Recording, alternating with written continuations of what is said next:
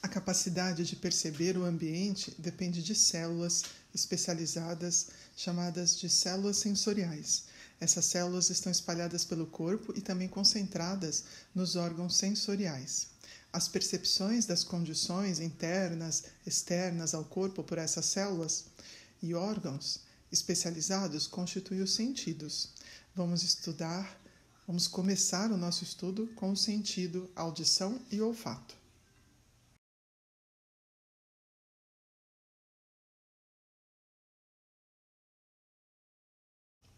Os estímulos. Apesar de captarem estímulos tão diversos como luz, som, pressão, temperatura, odores, os vários tipos de células sensoriais funcionam de maneira muito semelhante. Então, um estímulo específico altera a permeabilidade da membrana plasmática da célula sensorial, gera potenciais de ação que são transmitidos a nervos e conduzidos na forma de impulsos nervosos até o sistema nervoso central. A orelha humana, antigamente chamada de ouvido, é o órgão responsável pela audição e pelo equilíbrio do corpo. São 3 partes básicas, de fora para dentro: orelha externa, orelha média e orelha interna.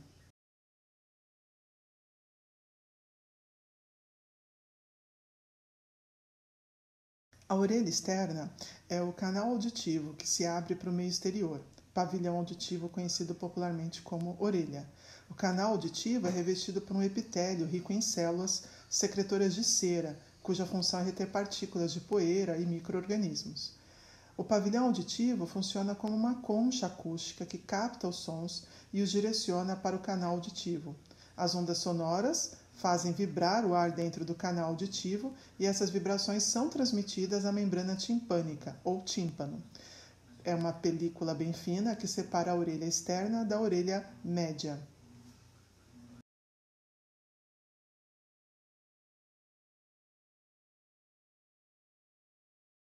A orelha média está localizada dentro de um osso chamado temporal. Ela é bem estreita, um canal estreito, cheio de ar, onde tem 3 pequenos ossos, os menores ossos do corpo humano: martelo, bigorna e estribo. A vibração do ar, causada pelas ondas sonoras, atinge a membrana timpânica e faz vibrar, movimentando o martelo, a bigorna e o estribo. Esses pequenos ossos, os ossículos, alinhados em sequência, atuam como amplificadores e transmissores das vibrações à orelha interna. Há um canal bem flexível chamado de tuba auditiva. Comunica a orelha média à garganta, tendo como função equilibrar a pressão no interior da orelha, como a do meio externo.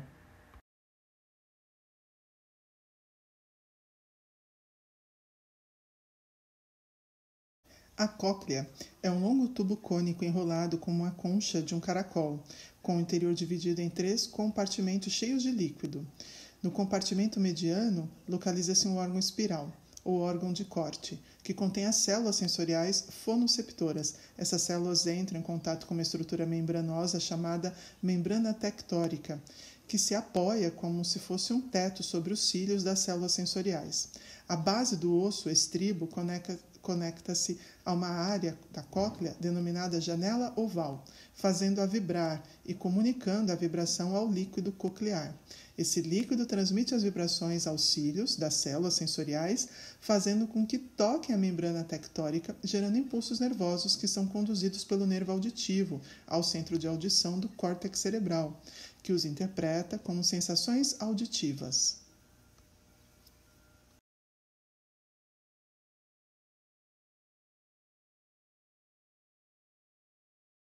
A orelha interna, também localizada dentro do osso temporal, é um labirinto membranoso conhecido como órgão vestíbulo-coclear, onde estão localizados os mecanorreceptores ou mecanoceptores, células sensoriais especializadas na captação de estímulos mecânicos.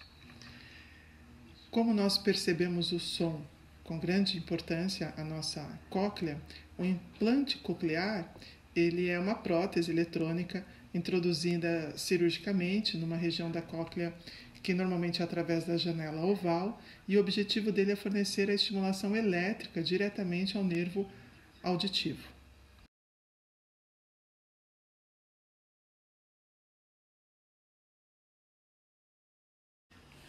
A labirintite é uma infecção em uma estrutura bem delicada chamada labirinto, localizada na parte mais interna do ouvido e que controla a audição e o equilíbrio.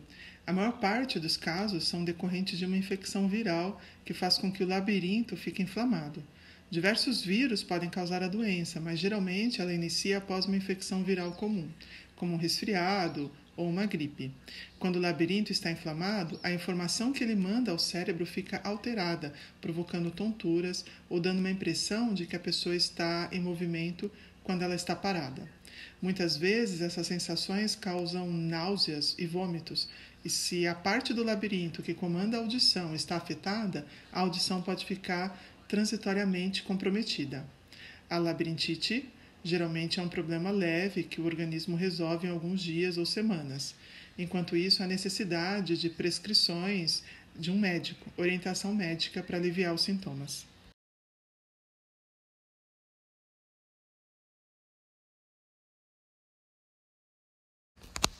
O sentido do olfato é produzido pela estimulação do epitélio olfatório, localizado no teto das cavidades nasais, que nós chamamos de nariz. Esse epitélio é constituído por células nervosas especializadas, quimioceptoras, de olfato. Tem prolongamentos bem sensíveis, são chamados de cílios olfatórios, mergulhados na camada de muco que recebe as cavidades nasais.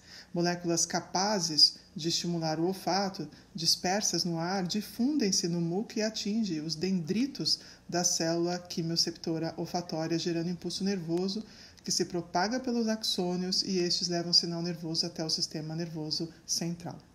Acredita-se que milhares de tipos diferentes de cheiros que uma pessoa consegue perceber resultam da integração dos impulsos gerados por uma variedade menor de estímulos básicos. A integração desses estímulos é feita no córtex olfatório do cérebro, no lobo cerebral frontal.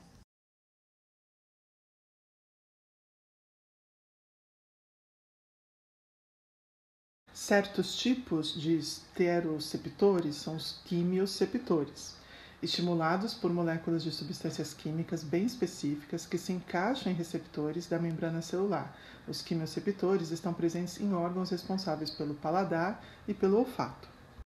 O sabor dos alimentos é produzido não apenas pela estimulação das células gustatórias, mas também pelo estímulo das células olfatórias. Apesar dos receptores do paladar e olfato serem diferentes e de suas mensagens serem processadas em regiões diversas do nosso cérebro, esses dois sentidos agem em conjunto em uma terceira região do córtex cerebral para produzir a percepção do gosto.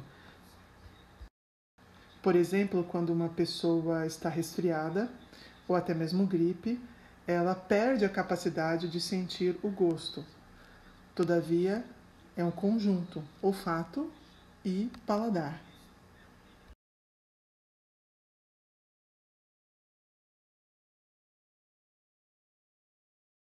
Na imagem, o trato olfatório. Os neurônios, as regiões dos axônios, os neurônios do bulbo olfatório, os dendritos das células olfatórias, os cílios,